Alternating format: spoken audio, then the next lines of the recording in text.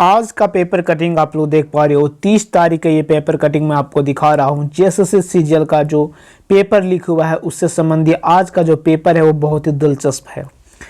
JSSC को जिस दिन परीक्षा 28 तारीख को जो परीक्षा हुई थी, तृतीय पाली का जो क्वेश्चंस लीक किया गया था, वैसे तो लीक हुआ है 1, 2, 3 तीनों पेपर का क्वेश्चंस लीक हुआ है, लेकिन जेएसएससी अभी तक मान रही है कि सिर्फ पेपर 3 का ही क्वेश्चन जो है वो लीक हुआ है।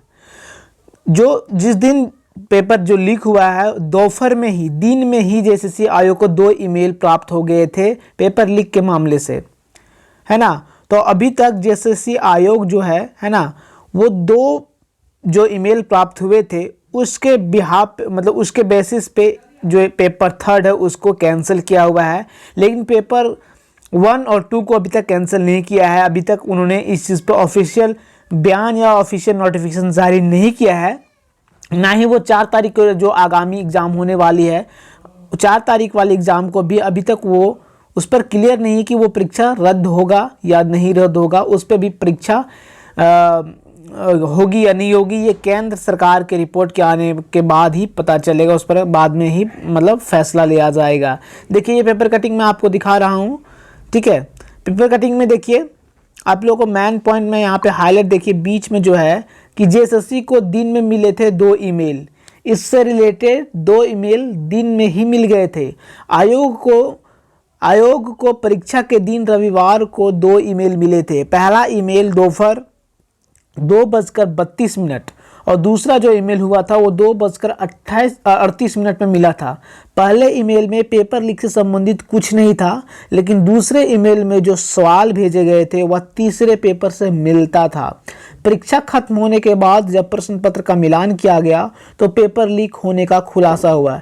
इसके बाद देर रात आयोग ने 3rd पेपर की परीक्षा रद्द करने का फैसला लिया। देखिए उनको दोपहर में ही, दिन में ही 2 ईमेल प्राप्त हुए थे। एक ईमेल जब प्राप्त हुआ था जो 2:32 में प्राप्त हुआ था, उस ईमेल में ऐसा कुछ नहीं था जिससे साबित हो कि पेपर लीक हुआ है, लेकिन दूसरा जो ईमेल प्राप्त हुआ था उसमें एक सवाल भेजा गया था, वो सवाल तीसरे पेपर से मिलता था, मेल खाता था, है ना। और आपको पता होगा कि दिन से ही मतलब 1 घंटा पहले ही पेपर व्हाट्सएप पे तैरने लगा था, पूरा मीडिया पूरा व्हाट्सएप पे छाया हुआ था। इसके बारे में एक अलग वीडियो हम बताएंगे कि कैसे, कहाँ से ये स्टार्ट हुआ था और कैसे पेपर लीक हुआ है ना। 2 यहाँ पे कुछ मामला सामने आया हुआ है कि हरियाणा के लोग कुछ थे, बिहार के कुछ लोग थे, और कैसे कुछ हुआ है उसका एक अलग वीडियो हम आपको बताएंगे कि कैसे पेपर लीक हुआ है। फिलहाल ये थी जानकारी। और 31 जनवरी को जो छात्र संघ है वो कार्यालय को घेरने वाले हैं। अगर 4 तारीख का एग्ज़ाम कैंसिल नहीं होता है तो 31 तारीख को वो जेएसएससी कार्यालय को घेरने वाले हैं। और जगह जगह पे इसका प्रोटेस्ट भी हो रहा है कि एग्ज़ाम को कैंसिल किया जाए। और सही बात है, क्या गारंटी है कि अगर तीसरा पेपर कैंसिल हुआ है तो तीसरा पेपर में अगर चोरी हुई है, तीसरा पेपर लीक हुआ है, तो क्या गारंटी है कि पेपर 1 और पेपर 2 लीक नहीं होगा। अगर आप 28 तारीख के एग्ज़ाम फेयर तरीके से नहीं करवा पा रहे हो तो इसकी भी क्या गारंटी है कि आप 4 तारीख के जो एग्ज़ाम होने वाली है वो अच्छे ढंग से हो जाएगा, वो फेयर तरीके से हो जाएगा। इस पर भी बहुत बड़ा संशय है।